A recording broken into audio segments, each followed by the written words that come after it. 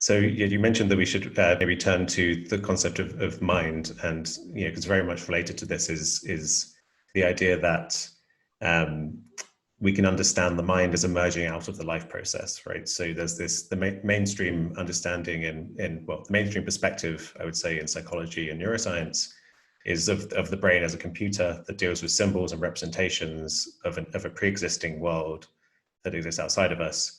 And I think you and I both agree that that's not the perhaps the best way to understand where mind emerges in the natural world, and that it's actually a kind of feature of the life process.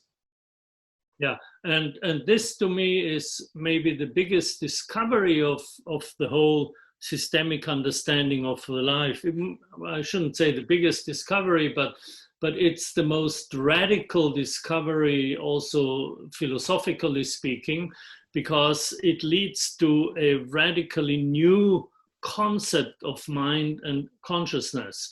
And just to go into this a little bit, the conventional view of mind and body was shaped in the 17th century, at least in Western culture and philosophy, was shaped by Descartes, who based his view of nature on the distinction between two fundamentally different and separate realms.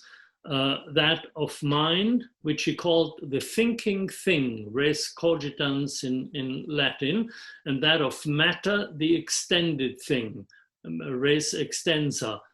And ever since Descartes, scientists and philosophers have been thinking of the mind as a thing, the thinking thing. And they couldn't figure out how this thinking thing interacted with matter. So the big advance, the huge advance in system science is to see the mind not as a thing, but as a process.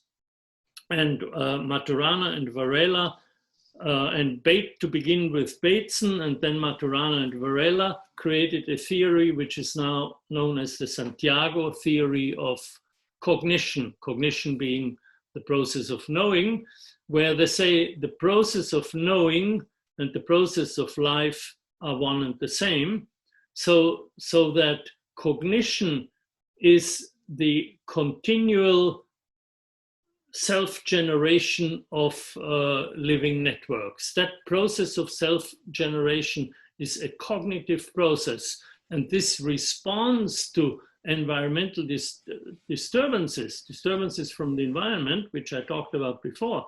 The self-organizing response is a cognitive response. And in fact, you down to details and say the basic process of cognition, the unit of cognition, if you wish, is the process of structural change triggered by an environmental disturbance. And so, as I said before, different organisms perceive different things in the environment, and different disturbances, a certain range of disturbances will trigger structural changes. Other disturbances will just go through and not trigger anything. And the disturbances which do trigger the structural changes are what Maturana calls the cognitive domain of the organism. So the world is not a pre-existing world that is represented by the organism, but is a world that is constructed, or as Maturana and Varela say, brought forth. It is brought forth by the organism in the process of living. So that's a huge difference. And I've been very excited about this Santiago theory, because for me, this is the first theory in Western science which really overcomes the Cartesian division.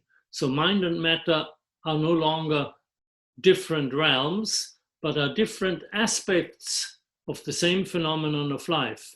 One is the structure aspect, that would be matter, and the other one is the process aspect, that would be mind. And the pattern of life is the unifying phenomenon.